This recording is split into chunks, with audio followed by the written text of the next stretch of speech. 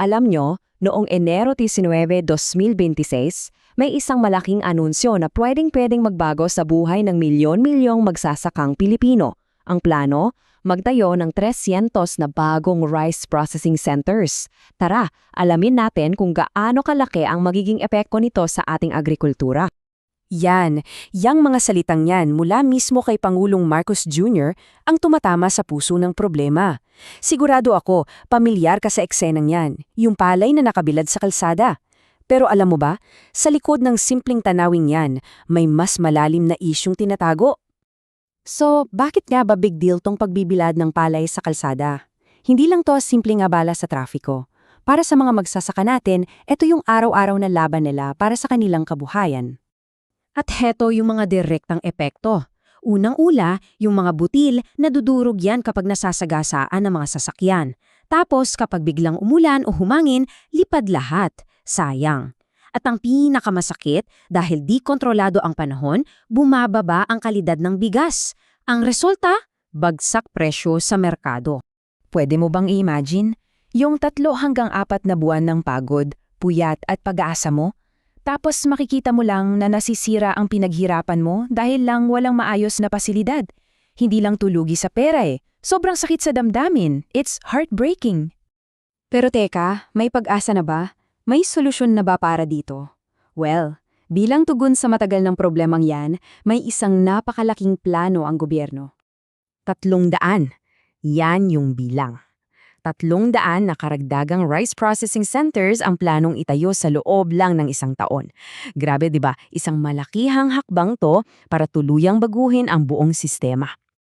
At hindi to basta plano lang. May nakalaan talagang pondo, 3.3 billion pesos mula sa Rice Competitiveness Enhancement Fund para gawing totoo to. Ibig sabihin, seryoso sila na matuloy tong proyektong to. So, ano bang meron sa loob ng mga modernong sentrong to? Okay, isipin mo to. Mayroon itong mga mechanical dryers, so sakto at kontrolado yung pagpapatuyo. Meron ding mga modernong gilingan para mas mataas ang kalidad ng bigas. Siyempre, may ligtas na bodega. At ang galing pa, may solar power na rin para mas matipid at tuloy-tuloy ang operasyon. Ngayon, ito yung pinaka-importante. Ano ba yung direktang benepisyo nito para sa ating mga magsasaka? Paano nga ba nito babaguhin ang buhay at kabuhayan nila? Tingnan nyo yung pagkakaiba. Kung dati yung presyo ng palay nila bumabagsak sa 10 hanggang 17 pesos lang kada kilo, ngayon garantisadong mas mataas. Dati hindi nila alam kung sinong bibili, ngayon may kooperatiba ng sasalo. Yung dating nakakangawit na trabaho, ngayon automated na.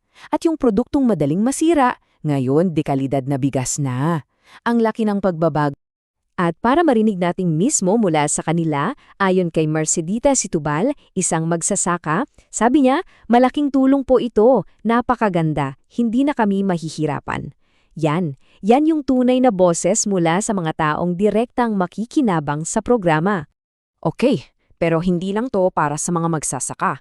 Lumayo tayo ng kaunti at tingnan natin yung mas malaking picture. Ano yung epekto nito para sa buong bansa?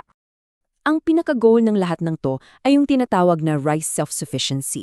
Ano bang ibig sabihin niyan?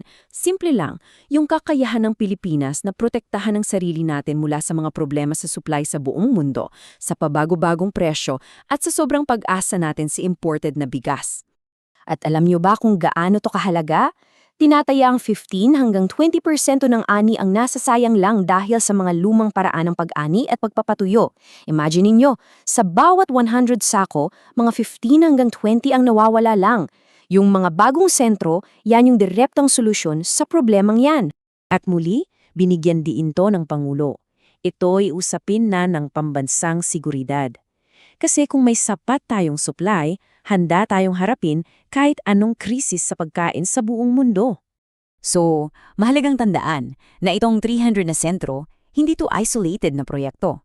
Bahagi to ng isang mas malawak at mas malaking plano para sa modernisasyon ng agrikultura ng Pilipinas. At para magka-idea tayo kung gaano ka-agresibo ang planong to, tingnan nyo to. Mula 2022 hanggang 2025, sa loob ng 3 taon, 152 na pasilidad yung naitayo. Pero ngayong 2026, ang target, 300 sa loob lang ng isang taon. Halos dublehin yung nagawa sa 3 taon in just 1 year. Dito mo makikita yung bilis at determinasyon. At ito yung para sa akin, isa sa pinakamagandang bahagi ng lahat. Ang mga pasilidad na to ay pamamahalaan mismo ng mga kooperatiba ng magsasaka. Ang ganda ng model na to, di ba? Kasi hindi to simpleng tulong lang. Binibigyan sila ng kapangyarihan. Empowerment to para sila mismo ang magpatakbo ng sarili nilang industriya. Kaya sa huli, itong buong proyekto, hindi lang tutungkol sa pagtatayo ng mga gusali. Ito ay pagtatayo ng infrastruktura para sa ating kasarinlan. Yung kasarinlan sa pagkain ng bawat isang Pilipino. Kaya ang tanong na naiiwan sa ating lahat, ito na nga ba yung susi? Para masigurong laging may kanin sa hapag ng bawat pamilyang Pilipino? Ano sa tingin nyo?